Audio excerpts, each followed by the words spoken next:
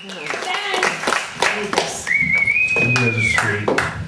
I got nothing really bad to say about Rusty. I barely know you. I mean, you're a funny guy. You're a nice guy. You got that little dimple on your cheek when you smile. I mean, the worst thing I could say is I'd fuck him. That's pretty much it. You take that any way you want, Rust. It's kind of a nice thing, really. I was reading in the paper the other day. Did you hear about this guy? I think it was in Australia. He wanted to name his kid For Real. And they said no. And they said, okay, Superman.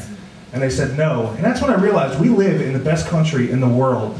I mean, we can name a kid Dick if we want, and nobody blinks an eye. Chinese people got us, though, because they name their kids like after the penis all the time. Dong, Wang, Hung. I mean, they're obsessed with it. And just for that second, I kind of wish I was Chinese. I would have loved for my mom to name me Hung. I would have loved it. Just saw a hot chick and come up to me and say, "Excuse me, are you Hung?" And I go, "Yes, I am." Unfortunately, I'm a fat white guy. I could use a Cheerio for a cock ring, so it doesn't really about all that much. I always get all the time that I look like a criminal for some reason. And I mean, I've never been convicted of a crime in my life. Never. All right, there was this one time, this German chick tried to say I raped her. And thankfully, the judge understood that I didn't understand German. You know, I mean, as we were doing it, she kept yelling, 9, 9! I didn't know that meant no. I thought she had bad depth perception. I was like, well, actually, it's 5.5, but thanks. Actually, 5 3/4 if I clench my ass cheeks real tight and push out. My doctor just put me on antidepressants a little while ago, and I've gained 80 pounds in about 8 months. And the other side effect is erectile dysfunction. So now I'm a fat guy with a limp dick, and I'm available, ladies. Anybody's interested?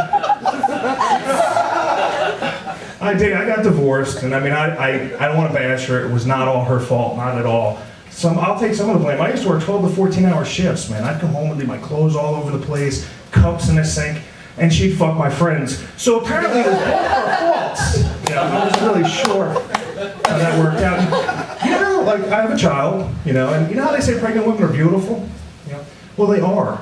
They really are. Especially if you like veiny tits and hemorrhoids the size of golf balls. They're beautiful.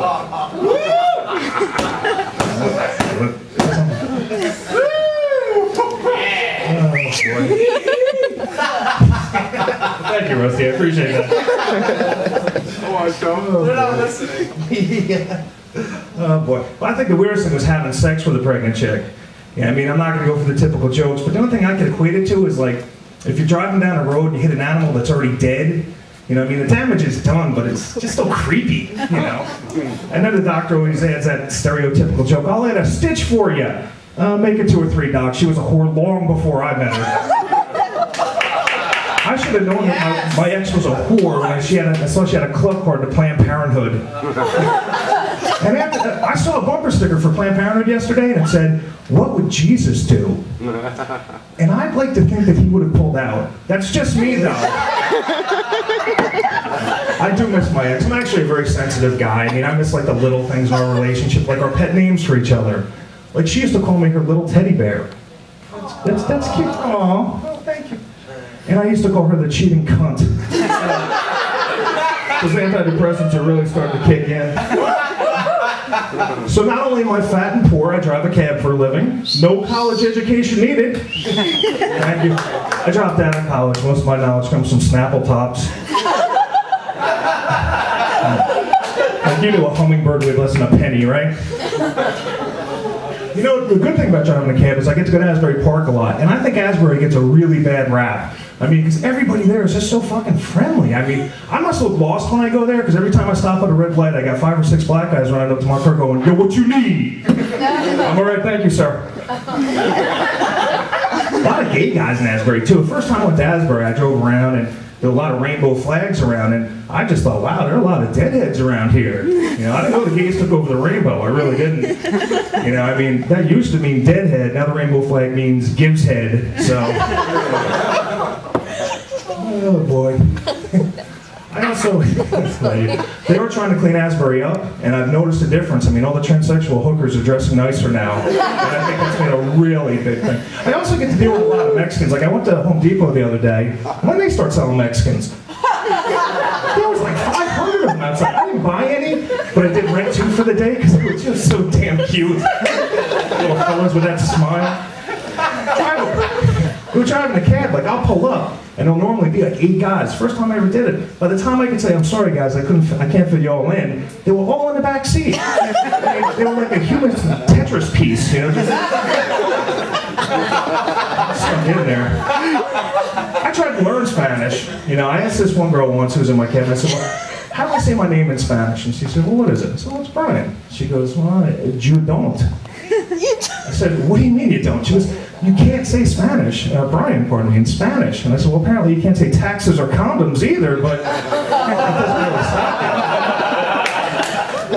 stop you. Yeah. I think there are a few things that Mexicans need to learn. Like, here's just a little tip for Mexican women.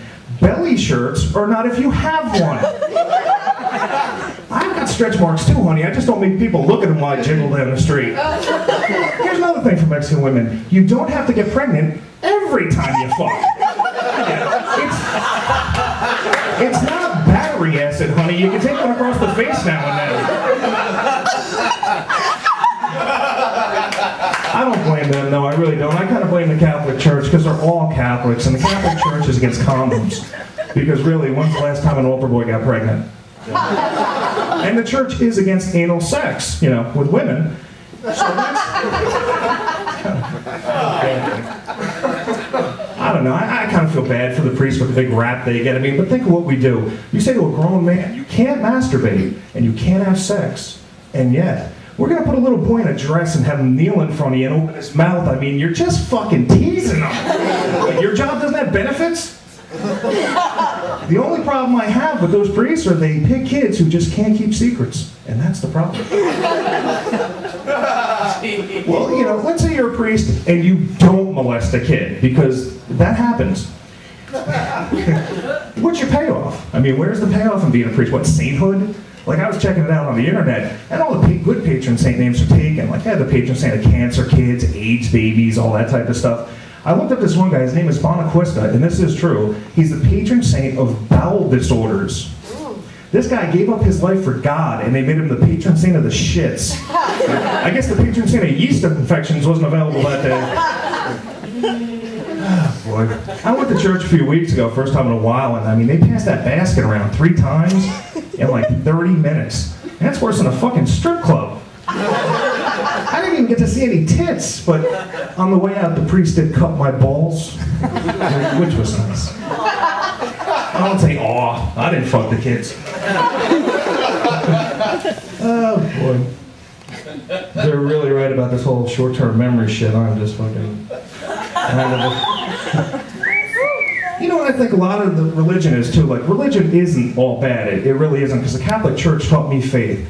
Because it was either have faith in what the priest is telling you or read the Bible yourself, and that wasn't going to happen. That book's thick. The only thing I learned from the Bible was Jesus babbles. I mean, get to the fucking point. And I think that with the Bible, like, you give, let's say, the same verse to 20 different people, they can walk away with 20 different interpretations. And there is your problem. And I think we need amendments. And here's the first amendment. I'd like to make it just for the priests. Amendment number 1, stop fucking kids! Clear enough there, Padre? Oh boy. I'm just gonna end it on this note right here, because I do a lot of pedophile jokes, which I personally love. But I don't think that all priests are pedophiles, because some of them fuck grown men.